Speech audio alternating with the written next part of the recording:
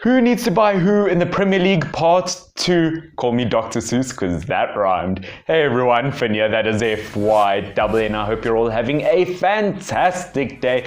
I've done a Part 1 of this from Arsenal all the way to Liverpool in alphabetical order of Premier League teams who I think every team should buy, and this will be from Manchester City all the way to Wolves who I think they should buy. So of course, if your team falls under that first half, go watch Part 1. I'll link it in the description down below. And if your team falls here, then enjoy this. And if you do want to see Premier League content or other football content, then please do subscribe, hit that bell notification to be notified as soon as I do upload a video. And you know what? Follow my social media, Finn Kraus Football, on both Rumble and on Instagram. I hope you guys enjoy that. Let's jump into the first team, Manchester City.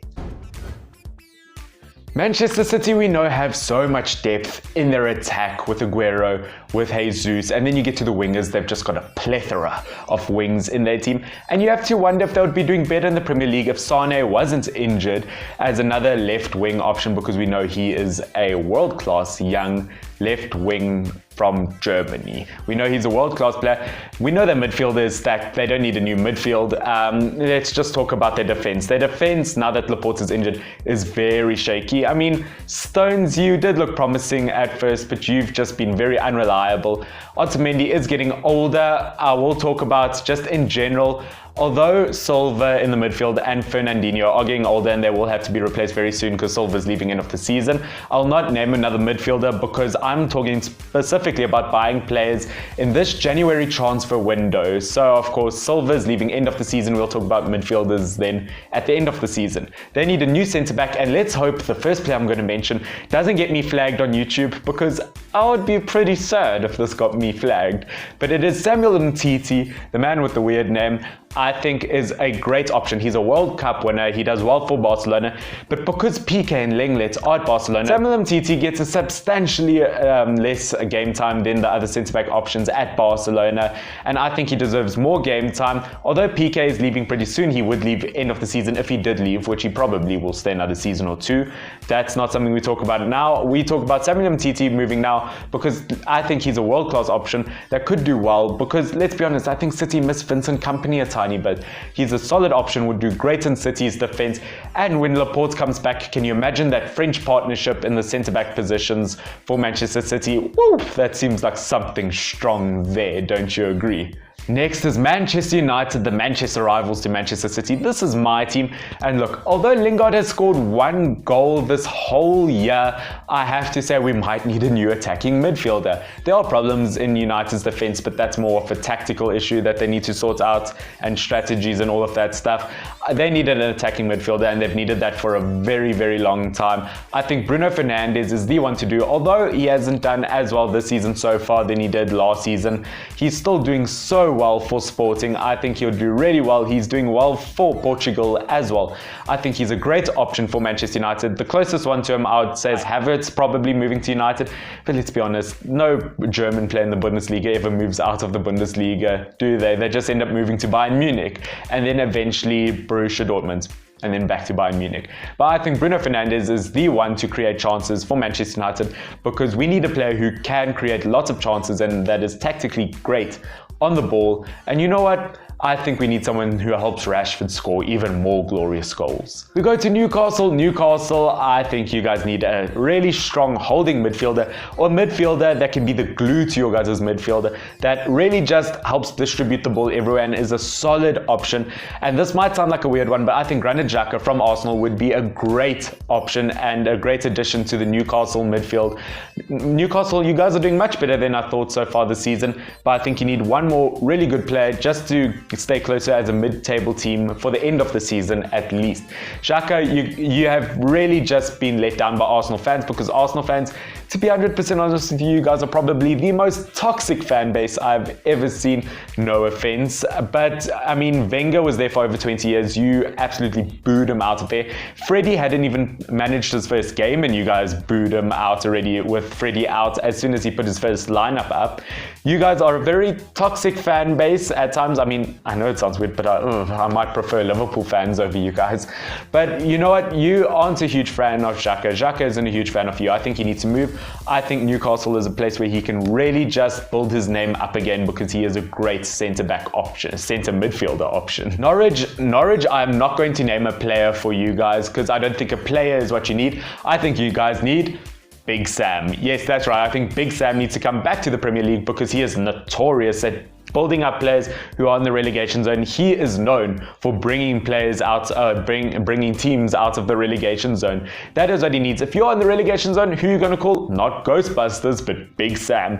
He is notorious for helping teams get out of the relegation zone. He isn't going to succeed with Norwich, but he can help them at least stay up.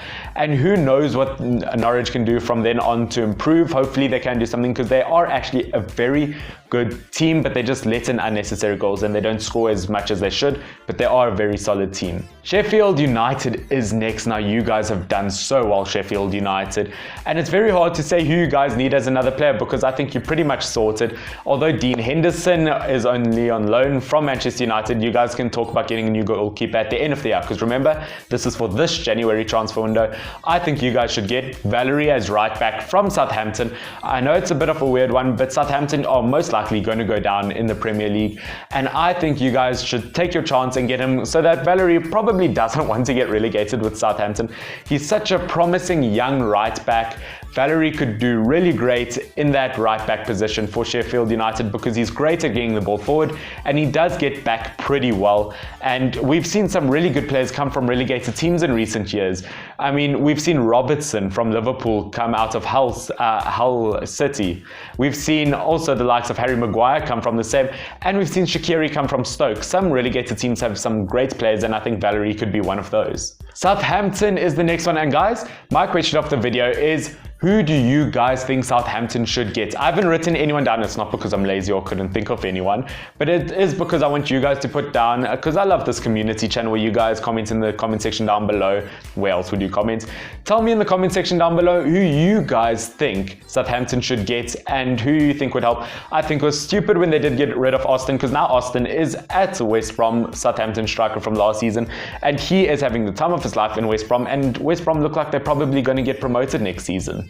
Spurs is next. Now Spurs, your attack is amazing, midfield amazing, and I don't think you need to sort anything out. Originally I thought Tavon or whatever his name is that right wing option from Marseille, but you know what, Lucas is a solid right wing option when he does play there. I think you need another defender. Once again, centre back is for a later stage. I think a new left back, Tagliafico, the Argentinian Ajax left back. I think he is a world-class player. He is in the Team of the Year nominations, which if you don't know, I did my Team of the Year, link in the description down below, which upsets me because when I posted it on Reddit, it was taken down because it was called my Team of the Year vote, something like that, and because it had the word vote and it was viewed as political. And as soon as I told the moderators on the page that it was not political, they said, well, it's self-promotion, it's banned anyway. And I said, there's nothing in this page's rules about self-promotion. You know what? They muted me for 72 hours instead of doing the right thing. I hope Santa doesn't give them call for Christmas, but in their sock.